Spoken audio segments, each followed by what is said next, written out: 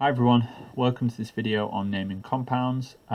This builds on what the students looked at in the chemical reactions lesson previously, and this time the focus is on predicting the name of a product or just predicting the name of a compound based on the elements it contains. Now I tend to start this by showing students quite a few different examples. And ideally, you get a picture of salt and tell them this is sodium chloride, or some rust and tell them it's iron oxide, whatever. And once you've shown them lots and lots of different examples, get them to have a think about what the rules might be, and then you can go through it and model it as I'm going to do here. So the first one that I'm going to look at is sodium chloride, and I might start by turning this into a word equation. So I might put sodium plus chlorine, and then show them here. And then I'm just going to model, when I'm doing this with students, exactly what the rules are. So the first thing, and again, you might want to color code this and so on. I'm just going to just do it as it is now. The first thing is that the metal goes first. So in this case, if they're not sure whether that's the metal, we might go back to our periodic table and say, well, look, sodium is over here. Sodium's one of our metals. It's on the left-hand side of the periodic table. So actually, that is going to come first. That's the first part of the rule here. So sodium. I'm then going to put chlor like that. And I almost got to the punchline here. The second rule that we need them to bear in mind is that if there are only two elements, which we've got here, 1, 2, then the end of the compound's name is "ide." So that's the "ide" rule, that two elements equals an "ide." And I might do the same for another example. So again, I'm not sure this is how the chemical reaction actually proceeds, but I'm just going to simplify for the time being, which I think is absolutely fine. So if I put copper plus sulfur plus oxygen,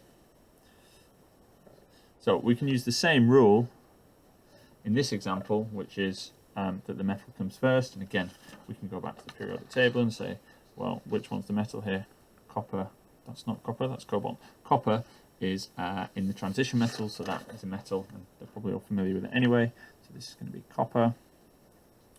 And then the second rule is, if there are three elements and one of them is oxygen, well then it's going to be not copper sulfide, it's going to be copper sulfate.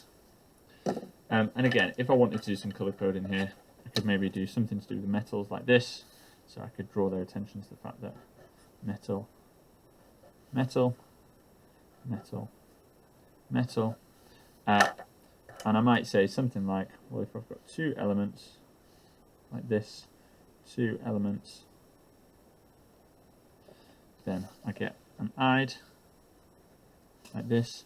If I've got three elements, one of which is oxygen, I'll put three elements,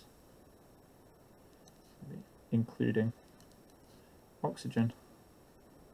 That's why I get the 8. And I'm sure you've got your own method of modelling that, which is absolutely great. And really that's it. And the rest of this lesson is just applying these rules, loads and loads of deliberate practice, loads of checking for understanding, opportunities to check using whiteboards and multiple choice questions and so on. And it's worth, if students are struggling with these, get back under the visualizer, model it again. What you'll see through the hinge questions and through in the deliberate task at the end of the lesson, I've tried to interleave them. And by that I mean mix up ides and eights, so it's not just do 5 ides and 5 eights, because that would maybe be a bit too easy. So that is quite a challenging task, because they've really got to think, okay, is it going to be ide, is it going to be 8? The one that students struggle with is when there's two elements and one of them is oxygen. They're quite often tempted to put 8, but actually that would just be something like magnesium oxide, so that's a good one to model. If you do have the kind of group where you want to give them an extra bit of support, there are some tasks at the end which are split by ide and 8. And if you feel that would be more appropriate, then you can use those as well. But really, this is a simple lesson, loads of opportunities for practice, and hopefully by the end of it, students will know exactly why sodium chloride is different to copper sulfate.